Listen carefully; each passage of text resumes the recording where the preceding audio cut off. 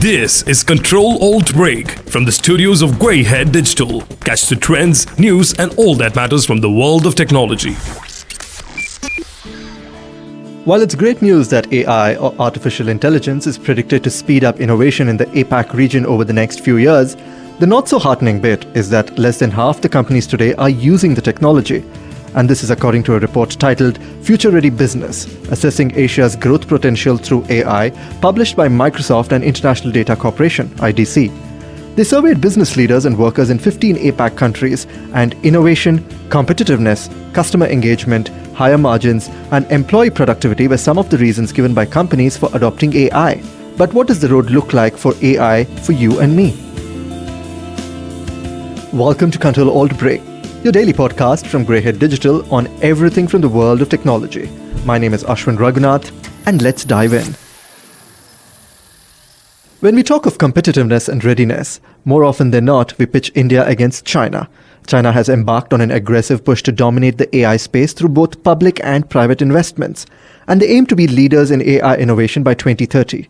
In the year 2017, China's State Council issued a next-generation artificial intelligence development plan, setting out a three-stage development strategy for achieving AI preeminence by 2030. And the municipal government of Tianjin, near Beijing, has announced a $5 billion fund to support the AI industry. While China is quite far behind when it comes to the United States in this domain, it is determined to excel, and there are visible proofs for it.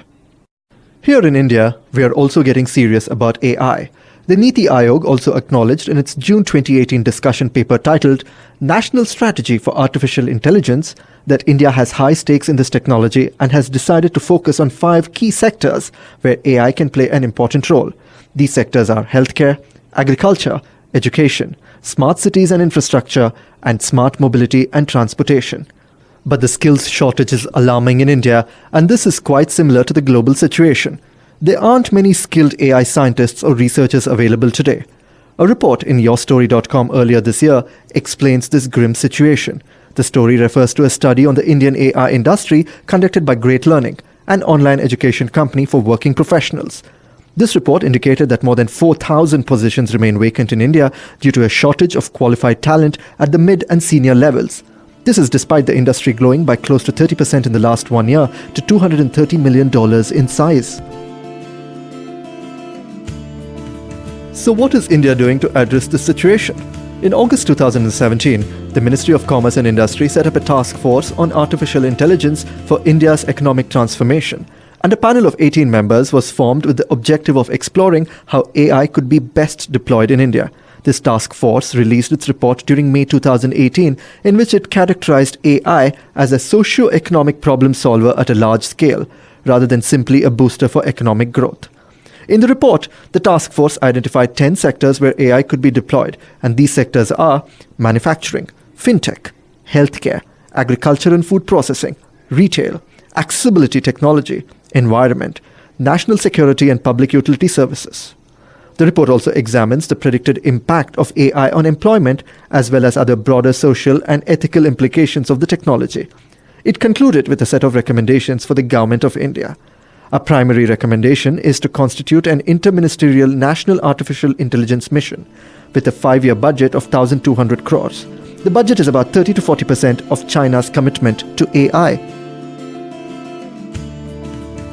Based on the recommendation of the Finance Minister's budget speech in the Parliament in 2018, Niti Aayog released its roadmap in the form of the National Strategy for Artificial Intelligence in India. This frames India's AI ambitions in terms of increasing economic growth, social development, and as an incubator for technology that can cater to other emerging economies. It focuses on 5 sectors as avenues for AI-led intervention. These are healthcare, agriculture, education, smart cities, and smart mobility. It also identifies some key challenges to the effective adoption of AI.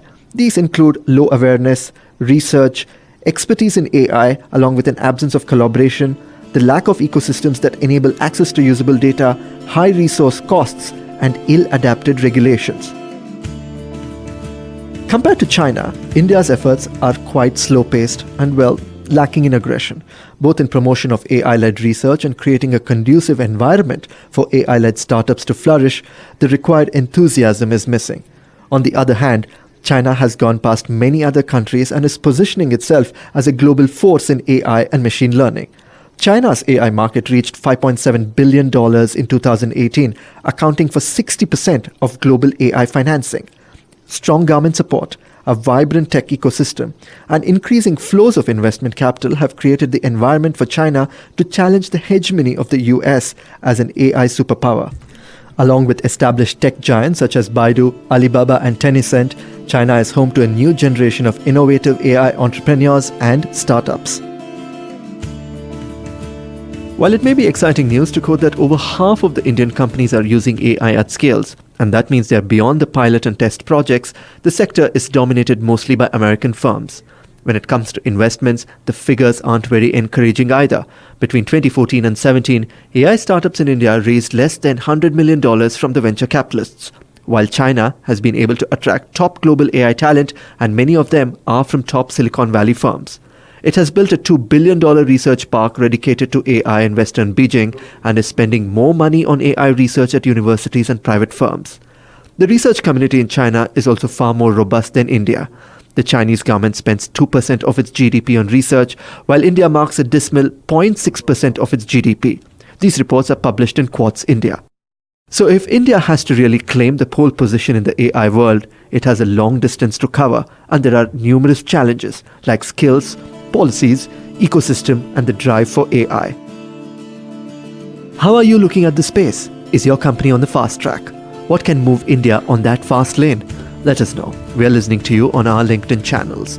Look for Dynamic CISO on LinkedIn, follow us, and leave us a line. Till tomorrow, this is Ashwin signing off for Control Alt Break and Greyhead Digital.